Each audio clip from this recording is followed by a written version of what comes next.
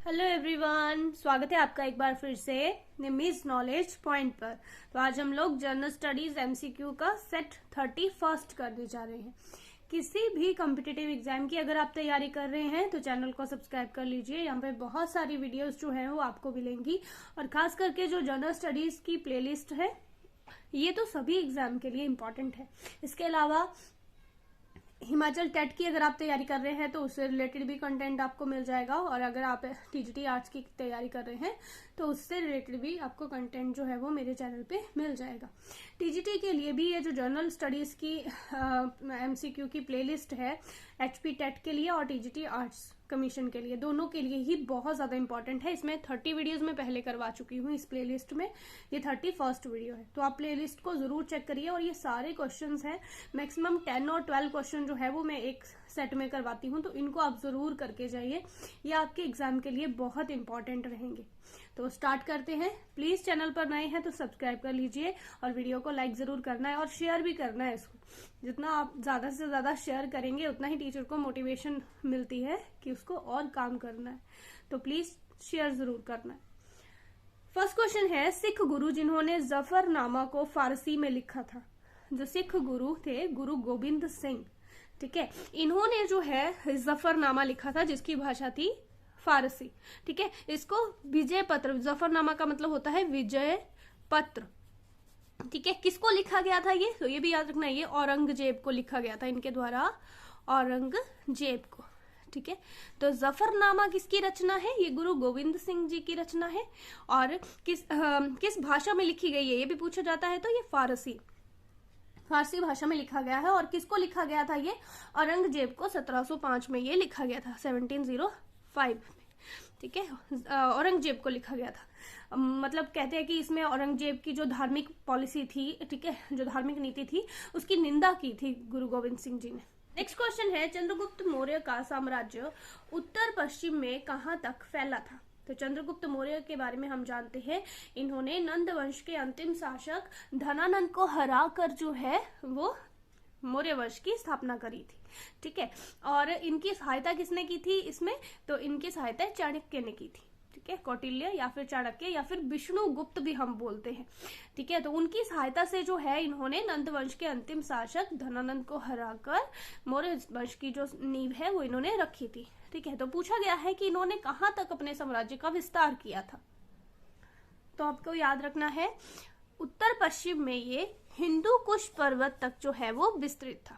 ठीक है, बोला जाता है, ठीक है, जो हिस्टोरियन है उनके अनुसार चंद्रगुप्त मौर्य का जो साम्राज्य है वो ईरान से लेकर बंगाल तक, और ऊपर अगर हम देखें तो कश्मीर से लेकर नीचे कर्नाटका तक फैला हुआ था।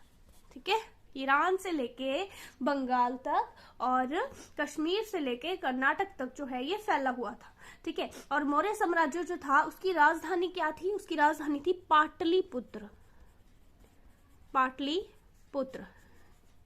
ठीक है, इनका एक जूनागढ़ अभिलेख भी है जिससे पता चलता है कि पश्चिमी भारत में इनका जो है वो साम्राज्य फैला हुआ था। ठीक है, उसमें इसको प्रमाणित भी किया गया है। ठीक है, उसमें मतलब लिखा गया है इनके पश्चिमी भारत में इनके साम्राज्य विस्तार के बारे में जो है वो लिखा गया है। ठीक है, तो हिंदू कुश पर्वत तक जो है उत्तर पश्चिम में ये सिंधु नदी, रावी, सतलुज और हिंदू कुश पर्वत, ठीक है, तो हिंदू कुश पर्वत तक जो है ये फैला हुआ है, इसका विस्तार है।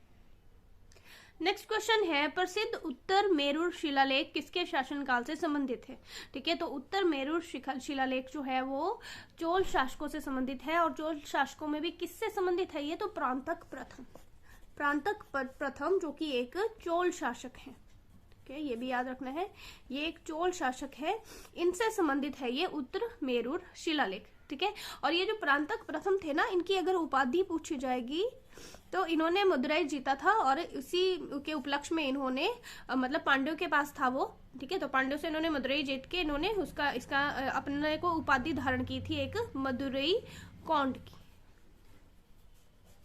ठीक है, मदुरई कौंड जो है इन्होंने उपाधि धारण की थी, ये भी आपने याद रखना है।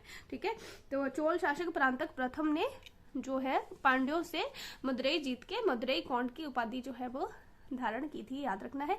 और जो उत्तर मेरुर शिलालेख है वो इन्हीं से संबंधित है, प्रांतक प्रथम से ही संबंधित है।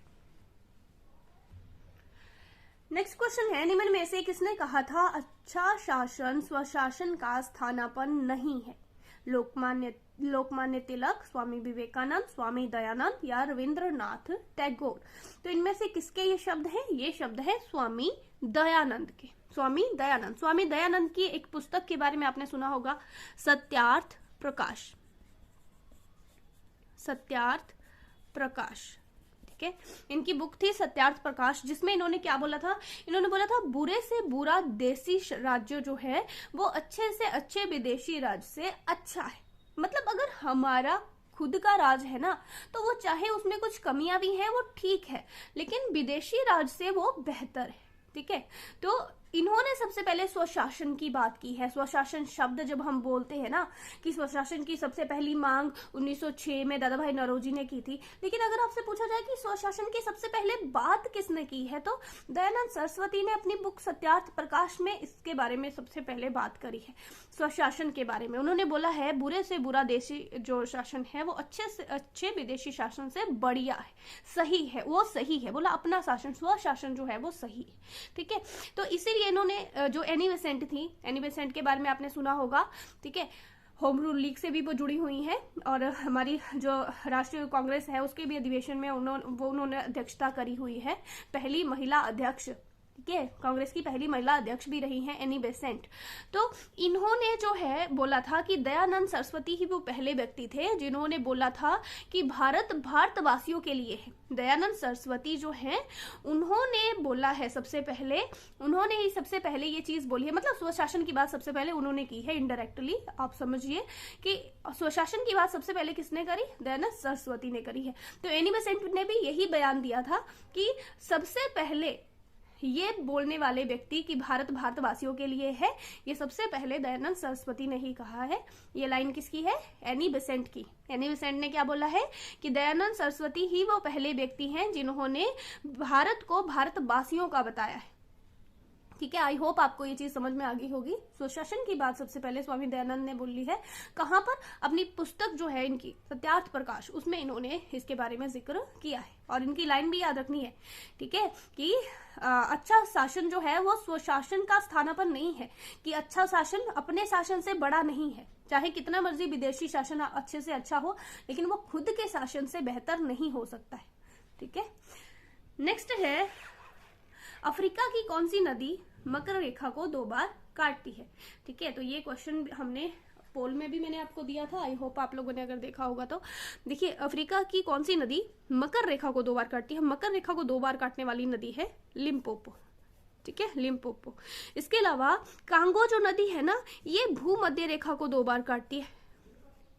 भूमध्य रेखा में से 2 बार निकलती है, ये भूमध्य रेखा को 2 बार काटती है। ठीक है, और इसके अलावा भारत की माही नदी जो है, माही नदी, ठीक है, ये कर्क रेखा को 2 बार काटती है।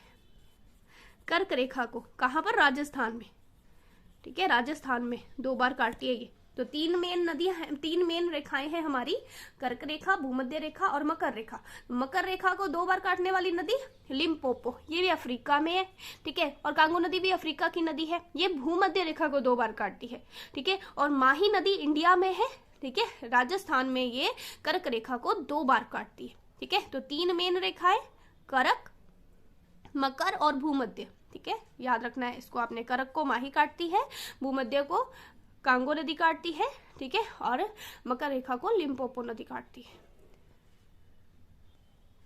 नेक्स्ट क्वेश्चन है, निम्नलिखित से किन ग्रहों का कोई भी उपग्रह नहीं है? ठीक है, इनमें से वो कौन से 2 ग्रह हैं जिनका कोई उपग्रह नहीं है? मंगल और बुध, बुध और शुक्र, मंगल और बुध और नेपच्यून और प्लूटो। ठीक है, तो बुध और शुक्र ऐसे 2 ग्रह हैं जिनका कोई भी उपग्रह नहीं है। आपको याद रखना है, बुध जो है ये सूर्य के सबसे निकट ग्रह है। ठीक है, और शुक्र जो है ये सबसे गर्म ग्रह है। मैंने आपको बताया भी था, पिछली वीडियो में हमने डिस्कस किया था कि बुध सूर्य के सबसे निकट होता है, लेकिन यहाँ पर वायुमंडल की कमी पाई जाती है, इसलिए बुध जो है ये सबसे ज्यादा गर्म नहीं है। सबसे ज्यादा गर्म कौन है? शुक्र, क्योंकि शुक्र में वायुमंडल पाया जाता है, उसमें कार्बन डाइऑक्साइड पाई जाती है, और कार्बन डाइऑक्साइड जो है वो वातावरण को गर्म करती है। ठीक है, तो इसकी वजह से शुक्र सबसे गर्म ग्रह है, जबकि बुध जो है वो सूर्य के सबसे निकट है, लेकिन गर्म ग्रह कौन है सबसे ज्यादा? शुक्र। ठीक है, तो आपने याद रखना है बुध और शुक्र ऐसे 2 ग्रह हैं जिनका कोई भी उपग्रह नहीं है। आज के लिए आपका क्वेश्चन है, आपको कमेंट बॉक्स में कमेंट करना है कि पृथ्वी का उपग्रह कौन है। ठीक है, पृथ्वी के उपग्रह के बारे में आपने लिखना है। नेक्स्ट क्वेश्चन है, तरल अवस्था में पाई जाने वाली अधातु है। तरल अवस्था में पाई जाने वाली अधातु कौन सी है? ठीक है, तो तरल अवस्था में पाई जाने वाली अधातु जो है वो है ब्रोमीन। ठीक है, ब्रोमीन जो है ये तरल अवस्था में पाई जाने वाली अधातु है। ठीक है, अधातु, धातु नहीं पूछा है, ध्यान रखना, अधातु। ठीक है, ब्रोमीन का इस्तेमाल जो है वो मतलब जो एग्रीकल्चर में रसायनों वगैरह के और जो कीटाणुनाशक होते हैं उसमें इस्तेमाल होता है इसका।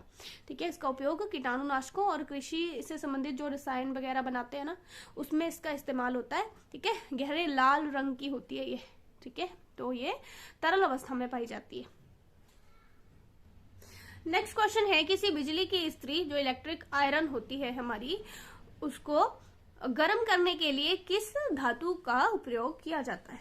ठीक है, तो इसमें इसको गर्म करने के लिए इस्तेमाल किया जाता है नाइक्रोम का। ठीक है, नाइक्रोम का।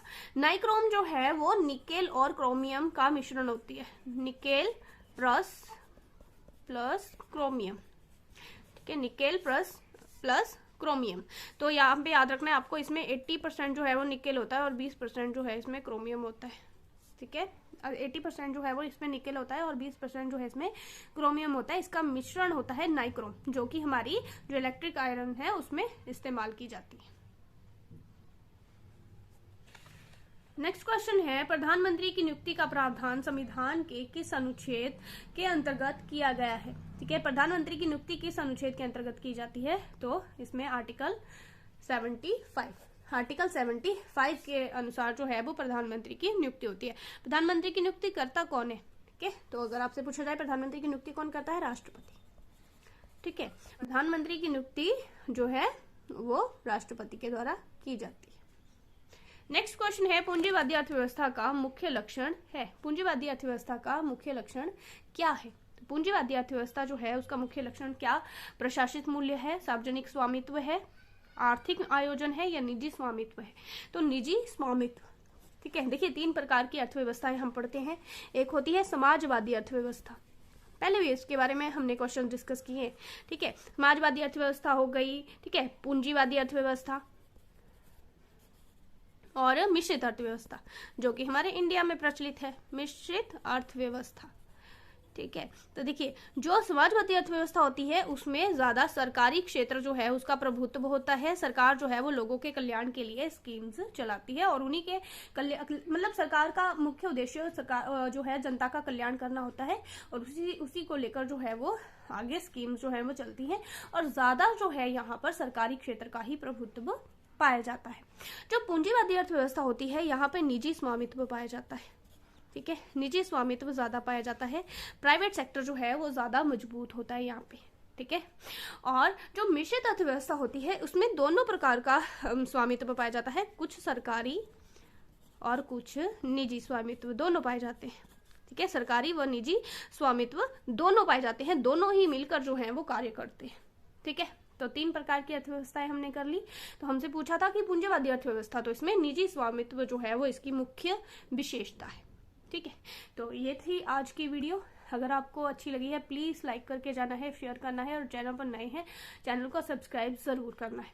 ठीक है, और आपसे एक क्वेश्चन भी पूछा है उसका आंसर भी जो है आपने कमेंट बॉक्स में जरूर करना है। मिलते हैं नई वीडियो के साथ। Thank you.